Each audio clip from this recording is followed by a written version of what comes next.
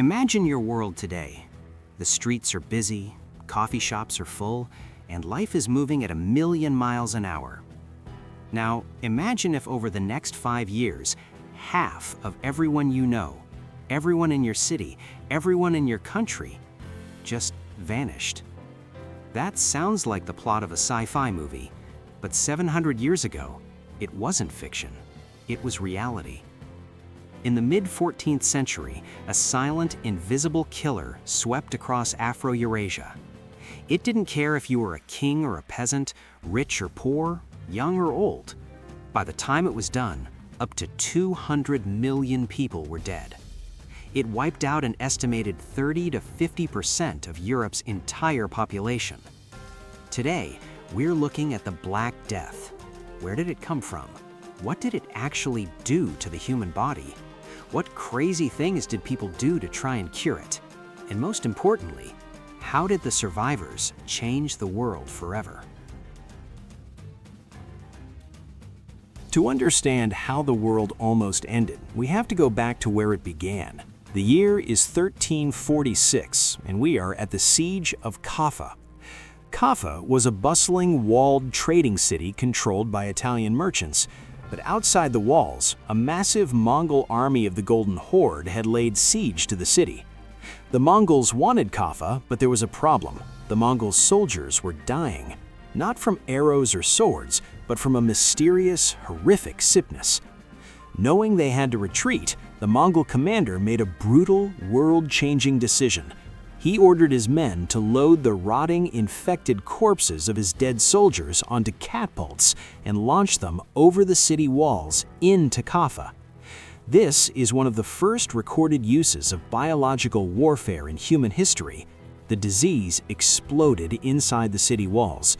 The Italian merchants panicked, boarded their ships, and fled across the Mediterranean Sea toward Europe. But they weren't alone on those ships. They brought the invisible killer with them. In October 1347, 12 of these death ships docked at the port of Messina, Sicily. The people waiting on the docks were horrified. Most of the sailors on board were already dead. The few who were alive were covered in mysterious black boils that oozed blood and pus. The authorities ordered the ships out of the harbor, but it was too late. For centuries, history blamed rats for spreading the plague. But rats get a slightly bad rap. The true villain was microscopic, a bacteria called Yersinia pestis. This bacteria lived inside the stomachs of fleas. The fleas rode on the rats. When the rats died from the plague, the hungry fleas jumped onto the next warm-blooded creature they could find, humans. When the flea bit a human, it regurgitated the deadly bacteria directly into their bloodstream. And just like that, the fuse was lit. So what actually happens to you if you get the Black Death? Well, the medical name for it is the bubonic plague, and it is not a peaceful way to go. Between 2 to 6 days after being bitten by an infected flea, you'd get a sudden severe fever, chills, and weakness. Then came the buboes. These were severely swollen, painful lymph nodes, usually in your groin, neck, or armpits. They could grow to the size of an apple, turning a dark purplish-black color, hence the name, the Black Death. But bubonic wasn't the only type of plague. If the bacteria mutated and got into your lungs, it became the pneumonic plague. This was a total nightmare because now it could be spread through the air. If someone coughed on you, you caught it. Pneumonic plague had a mortality rate of nearly 100%. The speed of the disease was terrifying. The Italian writer Boccaccio lived through it and wrote, "Victims ate lunch with their friends and ate dinner with their ancestors in paradise." You could wake up perfectly healthy and be dead by midnight. Entire families were wiped out in days. The death toll was so incredibly high that they couldn't dig graves fast enough. Cities had to dig massive, deep trenches, stacking bodies in layers like lasagna just to clear the streets. When faced with an invisible enemy, humans tend to panic, and medieval medicine was, well, let's just say it wasn't exactly scientific. Now, a quick myth bust. When you think of the Black Death, you probably think of this guy, the plague doctor with the creepy bird mask. But actually, this outfit wasn't invented until the 1600s, hundreds of years after the initial Black Death. Still, medieval doctors did try to help. They were just incredibly bad at it. Because they didn't know about germs, doctors believed the plague was caused by miasma, bad air. To cure the plague, they tried some genuinely insane treatments. 1. Rubbing chopped up snakes and onions on the boils. 2. Drinking crushed emeralds, if you were rich. 3. The Vickery method, taking a live chicken, plucking its bottom bare and strapping it directly to the plague boil. The hope was the chicken would draw the sickness out.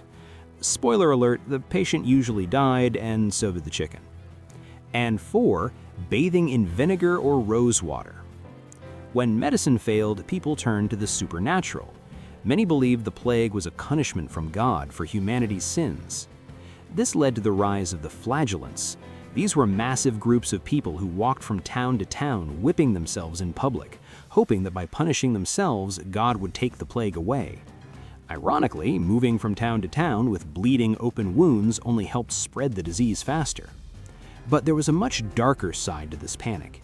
Terrified people wanted someone to blame, and tragically, they blamed marginalized groups, especially the Jewish population of Europe. Because Jewish communities had strict religious laws regarding hygiene and hand washing, they sometimes died at lower rates. Instead of learning from their hygiene, paranoid mobs accused them of poisoning the wells. Thousands of innocent Jewish people were massacred during the plague years, a deeply dark stain on human history. So, if there was no cure, no medicine, and the bacteria was everywhere, how did the Black Death actually end? It didn't end overnight. The main wave burned through Europe from 1347 to 1351. It mostly ended through a brutal combination of two things. First, the fire ran out of fuel. The disease killed people so quickly that eventually there just wasn't anyone left nearby to infect. Those who survived had a natural genetic immunity. Second, humanity finally did something smart. In the port city of Ragusa, modern-day Dubrovnik in Croatia, officials realized that isolating incoming sailors saved lives. They passed a law that incoming ships had to wait in isolation for 40 days before anyone could step on land. In Italian, the word for 40 is quaranta. This 40-day isolation period gave us a word we are all very familiar with today: quarantine. The Black Death was an apocalyptic tragedy. But historians agree on one crazy fact. For the peasants who actually survived, the world got drastically better. Before the plague, Europe operated on feudalism. Rich lords owned all the land, and peasants worked for free just to survive. Because there were so many peasants, human labor was worthless. But suddenly, half the workforce was dead. Imagine you were a peasant who survived. The local lord needs his fields harvested, but you were the only farmer left. Suddenly, you have all the bargaining power. You can look at the lord and say, "I'm not working for free anymore. Pay me or your crops rot." Wages skyrocketed. Peasants could suddenly afford better food, better clothes, and even land. This shift in wealth destroyed the strict feudal system. It birthed the middle class. And because medicine and religion had failed to stop the plague, people started questioning authority. They turned towards science, art, and anatomy. The tragedy of the Black Death directly paved the way for the Renaissance. So, that brings us to the ultimate question. Could the Black Death return? The terrifying truth? The bubonic plague never actually left. It still exists today. It pops up in rural areas of the United States, usually from prairie dogs, and there are occasional outbreaks in places like Madagascar and Peru. But don't panic, you don't need to stock up on leeches and chopped onions. Today, we have something medieval people didn't: antibiotics. If you catch the plague today, you just take some pills and you're cured. The Black Death was humanity's darkest hour. It showed us the absolute fragility of human life. but it also proved our resilience.